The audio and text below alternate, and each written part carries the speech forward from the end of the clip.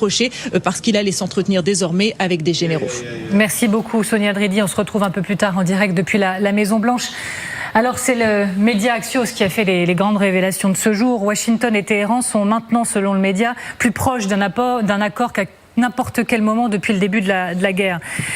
Quel accord à la clé? Quels sont les éléments qui sont en discussion? Faire descendre la pression à Hormuz, le nucléaire. On voit tout cela avec vous, Gwendoline de Bono. Je vous emmène avec moi devant l'écran. Gwendoline, on parle d'un protocole d'accord en une page, 14 points, et les États-Unis attendent des réponses iraniennes dans les 48 heures. Le cœur de l'accord, c'est le nucléaire.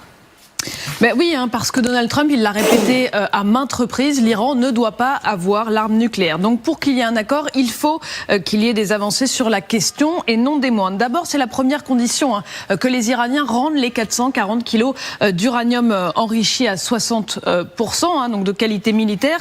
Ensuite, un moratoire sur l'enrichissement, ça voudrait dire que les Iraniens s'engagent à ne plus enrichir du tout d'uranium à minima entre 12 et 15 ans, qu'ils se plient à un régime d'inspection renforcé et puis enfin qu'ils démantèlent leurs installations souterraines. On pense notamment au site de la montagne de la Pioche, ce site que l'AIEA n'a pour l'instant jamais visité. Quelles seraient les contreparties américaines ?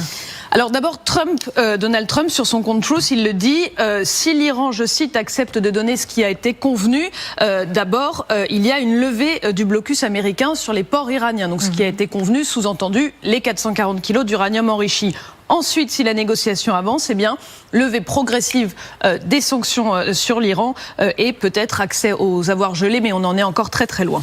Le projet d'accord prévoit aussi la fin du blocage du détroit d'Ormuz. Oui, dans le cadre d'un accord, il y aura de nouveau une liberté de circulation dans le détroit d'Ormuz. L'Iran n'installera pas de péage de checkpoint et les États-Unis n'imposeront plus, eux, leur blocus sur les ports iraniens. Donc sur Ormuz, on revient en fait à la situation d'avant-guerre. Mais encore une fois, il s'agit, on l'a dit, d'informations qui sont rapportées par le site Axios, qui expose ce qui est sur la table. Mais on s'en souvient, 10 jours avant le lancement de l'opération Epic Fury, Axios disait aussi qu'il y avait de vrais progrès dans les discussions entre Américains et Iraniens. Merci Gwendoline. Le président américain vient de dire à un reporter du New York Post que c'était trop tôt pour penser à des discussions en face à face avec l'Iran et il affirme qu'il n'est pas temps pour le moment encore d'envoyer des reporters du côté du Pakistan. Le voilà qui temporise. Faisons simple. On y croit ? On y croit cet accord. Alors, avec le sourire que vous affichez, Elisabeth Shepard-Selem, c'est pour vous forcément la première question. Alors, moi, je reviens à un tweet de Barak Ravid, justement, d'Axios, qui rappelle quand même le nombre de fois où les Américains ont montré un optimisme à tout va et qu'on n'a pas eu d'accord. Donc, moi, je pense que prudence est de mise, comme toujours. Si on regarde bien ces points que Gwendoline vient de présenter, on se rappelle quand même qu'il y a un certain nombre de lignes rouges que les Iraniens déjà font bruit de dire que c'est inacceptable. Donc, je pense notamment à l'uranium qui serait exporté à l'étranger. J'y crois pas, en tout cas pour l'instant, et je ne partage pas l'optimisme d'un certain nombre. Les Iraniens parlent de leur méfiance. Alors vous me direz, ils vont pas dire, mais oui, bien sûr, c'est super bien parti. On vous assure que vraiment, ça se passe très très bien. Mais est-ce que cette déclaration, ces informations, elles ravivent pour vous l'espoir d'une issue diplomatique portée du côté d'Islamabad ? S'il y a une issue diplomatique, il faut que les Américains comprennent qu'ils ne peuvent pas prendre des négociations à la légère et à coup d'annonces comme le fait Trump. C'est que Trump a une volonté de négociateur de annoncer les choses pour qu'elles se produisent. Les Iraniens, quand ils négocient, et ils négocient depuis longtemps sur ces questions du nucléaire, ils se déplacent à 90 ou 100 personnes et ils discutent point par point des choses. Trump a une volonté affichée de faire que les accords se passent comme ça en 24 heures et d'une certaine manière, on annonce quelque chose et on négociera ensuite les détails. Les Iraniens, de ce qu'on en sait, ne voient absolument pas les choses de cette manière-là. Quand ils vont parler d'uranium, s'ils négocient sur l'uranium, moi je doute qu'ils acceptent de rendre les 440 kilos, mais mettons que ce soit sur la table de discussion, ils envoient des ingénieurs, des stratèges, des spécialistes du nucléaire. C'est pas en face Witkoff et Jared Kushner qui vont comprendre ces enjeux-là. Je dis pas que ce sont des gens qui comprennent pas, mais les Iraniens vont aller dans des détails extrêmement techniques. Et les Américains, ils parlent avec qui? Ceci dit, du côté des Iraniens, on parle avec qui? On ne cesse de parler, on le fait régulièrement dans cette émission, des divisions au sein du régime, avec le patron des gardiens de la Révolution, qui serait très en colère régulièrement contre Pézeskian et réciproquement, parce que les deux n'ont pas du tout la même vision. Donc avec qui on négocie concrètement, si vraiment on négocie? C'est ça la question aujourd'hui, que même Trump, à une de ses conférences de presse, a dit parfois on a un peu du mal à savoir avec qui on discute.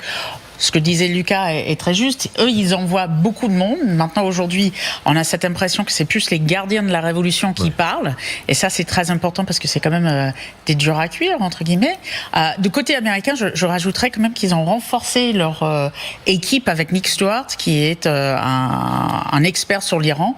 Pour le coup, heureusement, ce qui montre que les Américains ont peut-être compris aussi qu'il fallait, surtout sur ces sujets-là, renforcer une équipe de négociation avec des experts sur la région. La grande question, c'est de savoir si ce qui est sur la table est aussi crédible et faisable, très concrètement parlant. Et là, sur le nucléaire, je me tourne vers Gwendoline de Bono, mais c'est vrai que c'est un peu votre sujet, vous le connaissez très bien. Vous l'avez mis sur la table d'ailleurs dans votre explication, le nucléaire, récupérer l'uranium et l'envoyer potentiellement aux États-Unis. Ça, à ce point-là, par exemple, c'est faisable. Moi, je voyais que dans ce domaine, les Américains ont une expérience, puisqu'en 1994, ils avaient retiré 600 kilos d'uranium enrichi du Kazakhstan. Preuve que c'est faisable.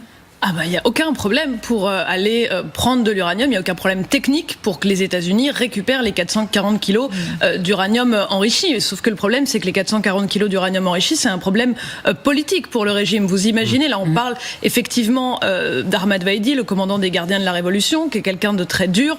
Ce que ça signifie politiquement pour le régime iranien, d'aller remettre les joyaux de la couronne dans les mains des Américains. Donc le problème sur l'uranium enrichi, il est là. Est-ce qu'ils peuvent le donner aussi vite que Trump le souhaiterait, à peu près 48 heures, on peut largement en douter, même si techniquement, évidemment, c'est faisable. Colonel. Vous savez, une négociation, c'est un cycle lent. Donc en fait, qu'est-ce qui se passe aujourd'hui? On va trop vite aujourd'hui. Je pense que parler de nucléaire, de 440 kilos, effectivement, c'est là l'objectif final. Par contre, pour y arriver, il va se passer un certain temps. Qu'est-ce que je constate après cet arrêt global des combats, puisqu'en fait, Trump a décidé de cesser l'opération, Epic Fury ou Freedom, tout dépend où on se place. Donc le problème est le suivant, c'est qu'en fait, il y a une masse de choses qui ont été mises en place, et le point important, c'est que les Iraniens ont accepté d'en parler, parce que je pense que la condition sine qua non du débat, de commencer le débat, c'est d'arrêter les combats. Donc clairement, Trump aujourd'hui accepte d'arrêter les combats pour entamer une discussion.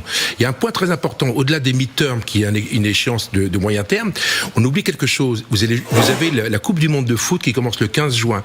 L'équipe d'Iran, je vous rappelle, elle va jouer aux États-Unis. Donc vous avez un environnement extrêmement important, mondial, plusieurs milliards de spectateurs, et ça peut pas se passer comme ça. Donc évidemment, c'est aux États-Unis quand même. Alors une partie au Canada, une partie au Mexique, une partie aux États-Unis. Et moi, je sais par les Américains que c'est une donnée extrêmement importante et que Trump ne veut pas rater ce moment-là. Donc en fait, Trump est plutôt sur un modèle, je dirais, négociateur. Après, on verra le temps que ça prendra. Je rappelle que les négociations sur la guerre du Vietnam ont duré presque 10 ans, donc ça peut peut-être durer un peu moins, mais assez longtemps. Donc on en est là aujourd'hui. On est aux prémices de quelque chose. Je pense que c'est trop tôt pour déterminer des chances de moyen et de court terme. On a quand même une petite curiosité à essayer de comprendre ce qui s'est passé. Ce salto arrière de la diplomatie américaine hier, puisque Donald Trump dit stop au projet Liberté, donc ce projet d'escorte de navires américains dans le détroit d'Ormuz, pour essayer de favoriser un accord. Mais j'ai envie de dire presque le pauvre Pete Hegseth, lui, était devant les médias du monde entier quelques heures plus tôt pour dire qu'il confirmait ces projets, ces opérations. Regardez. Le président n'a capitulé sur rien, c'est lui qui a les cartes en main. Nous avons la main haute et notre projet Liberté ne fait que renforcer les cartes que nous avons. Mais que s'est-il passé? Est-ce qu'un coup de fil entre-temps aurait pu changer la donne? Ça prouve une grande désorganisation probablement à la Maison-Blanche, et le fait que Trump lui-même manie l'ambiguïté stratégique au plus haut point, c'est-à-dire qu'y compris dans son entourage, il semble qu'il y ait des gens qui ne soient pas au courant des revirements, de ces revirements à lui. Alors, Pete Hegseth est pas réputé pour, on va dire, c'est pas j'allais dire quelque chose de désagréable, mais peu importe. C'est pas on va dire, c'est pas le plus grand intellectuel de la Maison Blanche. Il y a des gens pas très agréable quand même. Ouais, il y a des gens beaucoup plus compétents que lui, y compris sur les questions militaires. Donc je pense que ces gens-là étaient au courant. Lui visiblement ne l'était pas. En ce moment, il est beaucoup envoyé au front médiatique, Pietrzak, mais pas tellement. On a l'impression qu'il n'est pas au cœur des discussions les plus importantes. Mais ça prouve qu'il y a une désorganisation et qui est très dommageable aux Américains vis-à-vis des Iraniens aussi, parce que entamer une négociation avec des discours comme ça qui sont un peu éparpillés, où on a l'impression qu'en face de vous avez des gens qui n'ont pas le même niveau d'information, ça n'augure rien de bon pour l'équipe qui, si elle doit arriver à Islamabad pour négocier, sera en position de difficulté. On peut imaginer un petit partage des rôles, c'est-à-dire toi, Pietrzak, tu dois incarner le retour des bombes, et moi, quelques heures plus tard, je vais incarner la paix, puis on changera s'il faut dans les prochaines heures. Bien évidemment, avec Pietrzak dans ce rôle un peu de porte-parole, un peu guerrier, parce que c'est aussi le rôle qu'il joue plus généralement. On se rappelle quand même qu'il était commentateur Fox News et que la communication, plus que la guerre, c'est un peu son métier. On peut imaginer que c'est une stratégie. Néanmoins, je rejoins Lucas. On a cette impression, si on compare Pietrzak et des gens comme Marco Rubio, par exemple, qui est beaucoup plus à la fois présent et plus connaisseur de ce type de dossier, notamment le dossier iranien, qui a une sorte de communication chaotique en interne. Après, on sait aussi que Donald Trump, parfois, parle que à un cercle assez restreint et que ça peut aussi être, effectivement, ça peut être une stratégie, mais ça peut être aussi cette désorganisation dont parlait Lucas. Cette question également, est-ce que les États-Unis ont perdu cette guerre ? Question très directe, encore une fois, hein, on la met sur la table justement pour réveiller les consciences, mais mettre fin à l'escorte militaire de navires. Dans le détroit, annoncer la fin des opérations militaires par la voix de Marco Rubio, parce que c'est également l'un des grands volets de ces dernières heures. Est-ce synonyme de défaite ? Je vous vois réagir déjà, mais je vous laisse juste écouter ce que disait le colonel Goya, parce que pour lui, oui, en effet, c'est le cas. Un échec, quand on est en situation asymétrique, c'est une défaite. Hein. Quand vous avez un budget de la défense qui est 50 fois plus supérieur à celui de votre adversaire, et que vous n'arrivez pas au bout de plus d'un mois de combat, vous n'arrivez pas à soumettre à votre volonté, le vainqueur, c'est le plus faible. Hein. C'est un échec. On peut aujourd'hui dire le mot échec, le prononcer. Moi, je crois qu'on est encore dans une phase des opérations. Et il y a quelque chose... Ils mettent des gros bateaux dans le golfe Persique. À ce moment-là, il y a un problème pour nous. Non, pas du tout. Ils ont continué à attaquer des bateaux de la gamme marchande qui passaient dans le golfe Persique. Donc, on voit qu'aujourd'hui, on est dans une phase de recul et d'avancée. Mais encore une fois, je ne pense pas que le mot échec soit le mot adapté pour cette première séquence. Mais je vous soumets une autre hypothèse. Le président américain se rend à l'évidence. Il a sous-estimé les Iraniens. Ce sera beaucoup plus compliqué que prévu et il l'a compris dans la dernière ligne droite. Votre hypothèse que je vous soumets. Oui, mais il suspend tout ça aussi parce qu'il a des urgences internes. Il y a plusieurs choses. D'abord, la semaine prochaine, il est en Chine. Si le voyage est maintenu. Il peut pas arriver à Pékin dans une telle position de faiblesse. Donc ce que disait Gwendoline à l'instant, c'est une sorte de suspension des opérations et il se donne de l'air pour, dans quelques semaines ou quelques mois, relancer les choses. Il faut, à l'intérieur du pays, aux États-Unis, lancer la campagne officiellement des midterms qui vont avoir lieu en octobre, avec pour l'instant des sondages qui sont catastrophiques pour les républicains. Donc il faut qu'ils redonnent un petit peu confiance, il faut qu'ils se concentrent sur la campagne intérieure américaine. Donc peut-être que tout ça n'est effectivement une sorte de brouillard militaire qui permet de suspendre les choses et peut-être que ça va permettre des discussions, mais c'est ni un succès ni un échec dans la mesure où il y a pas de gagnant et il y a pas de perdant. La guerre, elle est en cours, elle est pas terminée. C'est pas parce qu'on déclare, souvenez-vous de George Bush sur le porte-avions annonçant en 2004 mission accomplie et ça les Américains s'en souviennent bien et ça a duré ensuite 20 ans. Je viens vers vous Elisabeth, mais d'abord la réaction du côté des Iraniens, faut qu'on regarde ce qui se dit. Ceux qui parlent de la retraite de Trump, ce sont les médias iraniens, les médias d'État. Et on a demandé à Siavash Ghazi, bien évidemment, qui est en ce moment à Tabriz, dans le nord-ouest du pays, comment réagit-on du côté de l'Iran face à la fin annoncée du projet Liberté et de l'opération Epic Fury d'une manière générale. Siavash Ghazi, correspondant France 24 RFI depuis l'Iran. Cette nouvelle reculade du président Trump n'est pas une surprise en Iran. C'est pas la première fois que le président Trump publie des tweets pour menacer l'Iran de destruction de sa civilisation ou de ramener l'Iran à l'âge de pierre.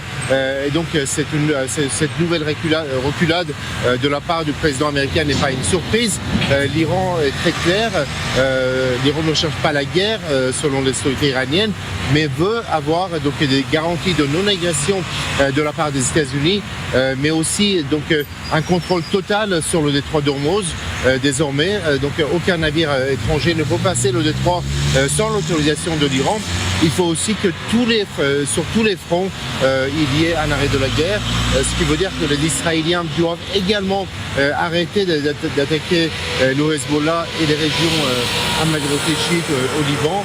Et autre condition pour l'Iran, c'est que aucun navire militaire américain ou israélien n'a le droit de traverser le détroit d'Ormuz pour aller dans le Golfe Persique. Ce sont les conditions iraniennes. Et Téhéran se sent assez fort aujourd'hui pour vouloir imposer ces conditions. Merci beaucoup Siavash Ghazi depuis l'Iran, depuis Tabriz précisément. Et regardez comme les Iraniens se moquent du président américain. L'ambassadeur iranien au Pakistan se moque de la décision du président Trump de suspendre l'opération Liberté avec ces mots chat et chaud d'écrin l'ophone. Ils ont raison d'être triomphants après tout les Iraniens ou alors attention en fait les Américains n'ont pas gagné mais ils n'ont pas perdu.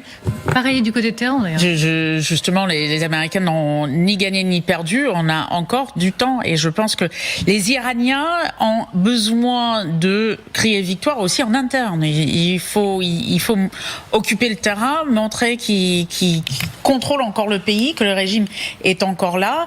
C'est très différent aux États-Unis et Gwendoline a très bien souligné. En interne, il y a des enjeux dans une démocratie légale que cette administration doit respecter notamment et donc ils doivent jouer un jeu qui les oblige, que ça soit Marco Rubio, on a entendu Pete Hegseth aussi devant le Congrès dire c'est fini, on passe à autre chose, parce qu'il faut jouer avec l'opinion publique, avec les statuts aux États-Unis que les Iraniens n'ont pas besoin. C'est pas forcément un recul parce qu'il a peur, c'est un recul parce qu'il y a d'autres facteurs qu'on est un pays démocratique. Je rajouterais aussi, aujourd'hui on a vu Arakchi ce matin à Beijing. Oui. C'est quand même quelque chose en Chine. Je pense qu'il y a aussi des pressions qui font, par ailleurs, avec cette visite aussi du président qui arrive, des pressions, que ça soit de la Chine, que ça soit du Pakistan, d'autres pays avec lesquels les États-Unis sont soit alliés, en tout cas ils discutent, qui rentrent dans la danse et qui font que ils mettent fin à cela. Je pense que les États-Unis réfléchissent beaucoup à ce qui va être la suite. Ça ne veut pas dire que les Iraniens ont gagné. Oui, ils pourraient fortement miser sur les Chinois qui ont un intérêt économique à ce que la situation se décoince dans le détroit d'Ormuz en particulier. On y reviendra un peu plus tard d'ailleurs. Gwendoline de Bono. Et les Iraniens, ils ont un sujet, c'est que Donald Trump n'a pas levé le blocus américain sur les ports iraniens. Et aujourd'hui, on est à peu près 2 millions de rials pour $1. C'est-à-dire que la monnaie iranienne continue de se cracher quasiment. C'est 25% plus d'effondrement qu'en janvier. En janvier, vous savez, c'est ça qui avait déclenché la vague de manifestations. Donc ils ont des vrais problèmes économiques. Pour l'instant, ils n'ont pas de solution parce que plus ils s'entêtent, ils se perçoivent depuis des années comme un pouvoir de nuisance. Très bien, ils continuent. Mais là, économiquement, ça va être compliqué. C'est pas une économie libérale, l'Iran. Donc il y a des fonctionnaires à payer, il y a des policiers à payer, évidemment les bassistes, les gardiens de la révolution, mais il y a aussi les employés du public à rémunérer. Ça, c'est difficile pour eux. Et c'est un régime qui marche par la peur et l'argent. À un moment donné, quand vous avez plus d'argent, ça peut aussi commencer à être compliqué en interne. C'est quelque chose que les Iraniens redoutent. Et preuve qu'ils n'ont pas non plus totalement confiance en leur base populaire. Je crois qu'Internet est toujours coupé partout en eux. Nous reprenons donc le fil de ce grand dossier Iran, la paix ou le retour des bombes.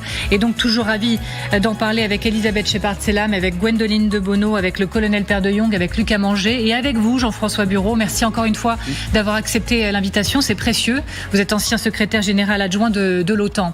Donc je le rappelle à nos téléspectateurs dans quelques instants.